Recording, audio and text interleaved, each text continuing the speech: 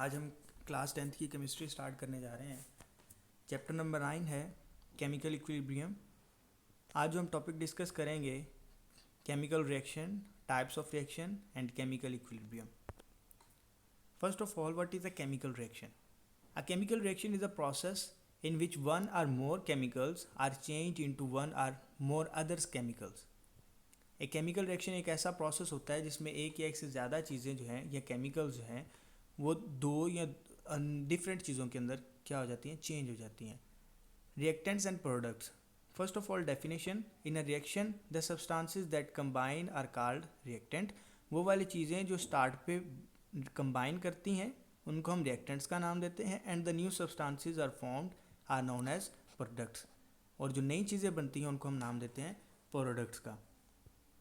ये chemical reaction के अंदर जो चीज़ें स्टार्ट पे होती हैं, जो रिएक्ट करती हैं, कंबाइन करती हैं, उनको हम रिएक्टेंट्स का नाम देते हैं। और जो नई चीज़ें बनती हैं उनको हम प्रोडक्ट्स का नाम देते हैं। For example 2H2 plus O2 it reacts to form 2H2O।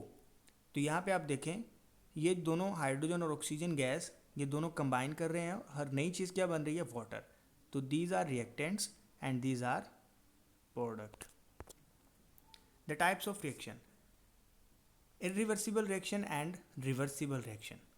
So the most of the reactions in which the products do not recombine to form the reactant, ऐसे रिएक्शन जिनके अंदर जो प्रोडक्ट होते हैं वो दोबारा रिकम्बाइन नहीं करते टू फॉर्म प्रोडक्ट बनाने के लिए, इस तरह के रिएक्शंस को हम नाम देते हैं रिवर्सिबल रिएक्शन का। They are suppose to be complete और दीज आर कंसिडर्ड कंप्लीट, और ये कंप्लीट समझे जाते हैं।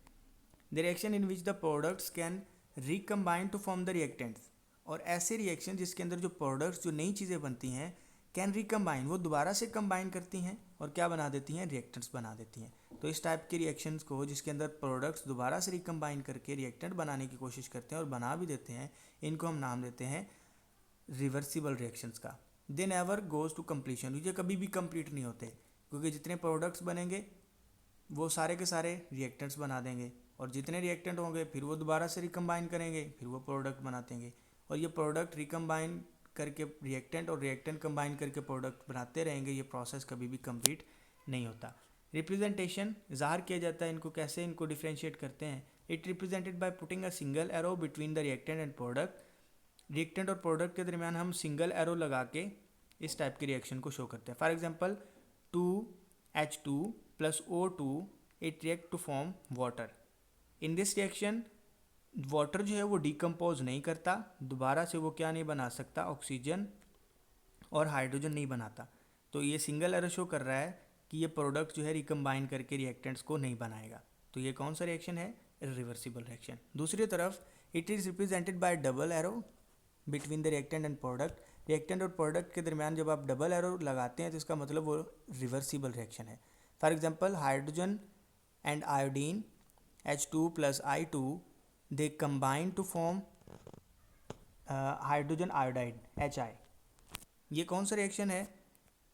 ये फॉरवर्ड रिएक्शन है, ये आगे की तरफ जा रहा है। अगर आप देखें तो ये दो टाइप की रिएक्शन है। इसके अंदर रिएक्टेंट जो हैं ये प्रोडक्ट बना रहे हैं, और दूसरे स्टेप के अंदर ये डबल एरो जो नीचे वाला शो कर रहा है ये बैक को शो कर रहा है। मीन हाइड्रोजन जो आयोडाइड है ये दोबारा से डिकम्पोज करेगा और हाइड्रोजन और साथ में आयोडीन को बना देगा। तो अगर आपने डेफिनेशन पे गौर किया हो, products recombine to form reactant, तो यहाँ पे जो हाइड्रोजन आयोडाइड है ये डिकम्पोज होकर दोबारा से क्या बना देगा? हाइड्रोजन और आयोडीन बना देगा, और रिएक्टेंट दोबारा से प्रोडक्ट रिएक्टेंट में चेंज होते जाएंगे, और रिएक्शन ये इसी तरह कंप्लीशन में नहीं जाएगा बल्कि इसी तरह चलता रहेगा।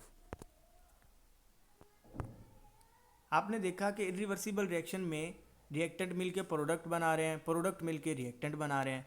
तो रिवर्सिबल रिएक्शन जो है ये दो टाइप के रिएक्शन पर कंसिस्ट करता है। इसके अंदर दो टाइप के रिएक्शन होते हैं, ये दो टाइप के रिएक्शंस पर मुश्तमिल होता है। एक को हम नाम देते हैं फॉरवर्ड रिएक्शन का, दूसरे को नाम देते हैं रिवर्स रिएक्शन का। अब इनके अंदर डिफ्रेंशिएट करते हैं कि किस तरह ये डिफरेंट हैं। First of all definition, it is a reaction in which reactant react to form product. ये ऐसा रिएक्शन है जिसके अंदर रिएक्टेंट रिएक्ट करके प्रोडक्ट्स बना देते हैं। It is a reaction in which products react to produce reactant, और ये ऐसा रिएक्शन है जिसके अंदर जो प्रोडक्ट्स बने होते हैं वो दोबारा से रिकम्बाइन करते हैं और क्या बना देते हैं? रिएक्टेंट बना देते हैं। अब डायरेक्शन की तरफ देखते हैं किस तरफ से किस तरफ होते हैं। It takes place from left to right, ये लेफ्ट से राइट की तरफ होता है। It takes place from right to left और ये राइट टू लेफ्ट की तरफ होता है। रेट ऑफ रिएक्शन अगर स्पीड की बात करें, at initial stage the rate of forward reaction is very fast. Start पे फॉरवर्ड रिएक्शन का रेट बहुत तेज़ होता है। क्यों? क्योंकि रिएक्टेंट ज़्यादा होते हैं, तो रिएक्टेंट कंबाइन करके कोशिश करते हैं कि ज़्यादा से ज़्यादा प्रोडक्ट बनाएं। It at the beginning the rate of reverse reaction is negligible, और स्टार्ट पे जो रिवर्सिबल रिएक्शन होता है इज़ नेग्लिजिबल, वो ना होने के बराबर होता है, क्योंकि स्टार्ट के ऊपर अभी रिएक्टेंट प्रोडक्ट्स नहीं बने होते। जब प्रोडक्ट्स नहीं बने होते तो प्रोडक्ट कंबाइन नहीं कर पाते, जिसकी वजह से स्टार्ट पे ये ना होने के बराबर होता है। इट स्लोज डाउन ग्रेजुअली, ये आस्ता आस्ता स्लो होता रहता है, क्योंकि प्रोडक्ट जो रिएक्टेंट हैं वो ख़त्म होते रहते हैं। इट स्पीड्स अप ग्रेजुअली, और ये आस्ता आस्ता तेज़ होता है, क्योंकि प्रोडक्ट्स जो बन रहे होते हैं वो दोबारा से रिकम्बाइन करके रिएक्टेंट बनाने की कोशिश करते हैं।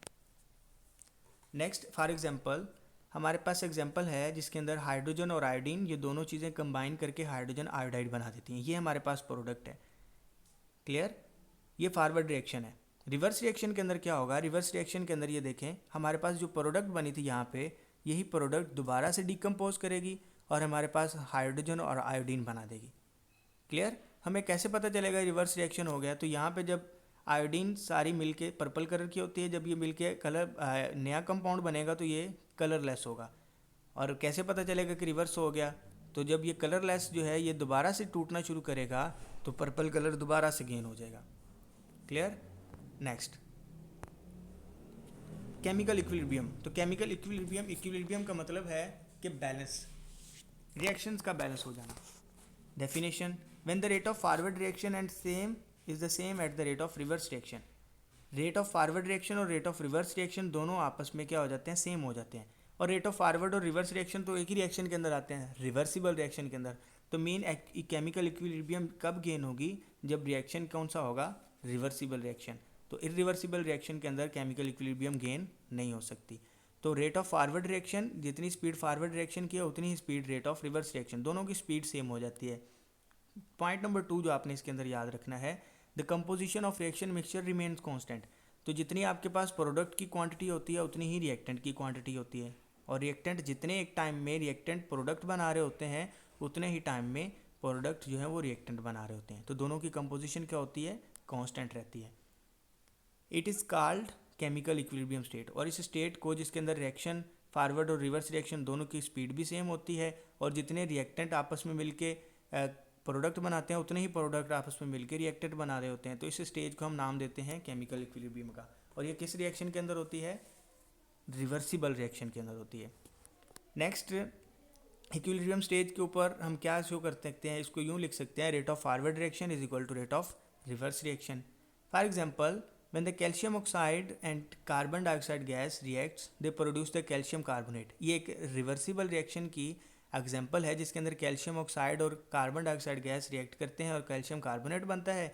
और कैल्शियम कार्बोनेट जो हमारे पास प्रोडक्ट है ये दोबारा से डिकम्पोज करती है और फिर हमारे पास बन जाता है कैल्शियम कार्बोनेट और कार्बन डाइऑक्साइड गैस और कैल्शियम ऑक्साइड, यानी प्रोडक्ट्स जो है वो डिकम्पोज करता है और दोबारा से हमारे पास रिएक्टेंट बन जाते हैं। तो इक्विलिब्रियम स्टेट के ऊपर पहले हम पूरी इक्वेशन को पढ़ेंगे, फिर इसके दो पार्ट्स करके पढ़ेंगे। For example, calcium oxide plus carbon dioxide gas, जब ये दोनों मिले तो इन्होंने क्या बना दिया? हमारे पास प्रोडक्ट बन गई कैल्शियम कार्बोनेट। अब ये कैल्शियम कार्बोनेट जब डिकम्पोज करेगी तो रिवर्स रिएक्शन की मदद से दोबारा से क्या बना रही है?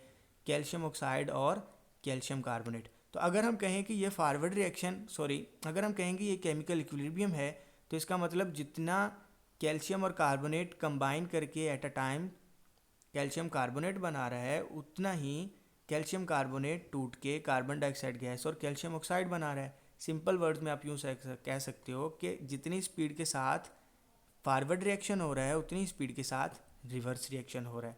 तो फॉरवर्ड रिएक्शन के अंदर क्या होता है? Calcium oxide plus carbon dioxide gas, ये दोनों चीज़ें कंबाइन करती हैं और क्या बना देती हैं? Calcium carbonate. और रिवर्स रिएक्शन के अंदर क्या होता है? जिसके अंदर प्रोडक्ट दोबारा से मिलते हैं और क्या बना देते हैं? रिएक्टेंट। तो ये देखें रिवर्स रिएक्शन के अंदर क्या होगा?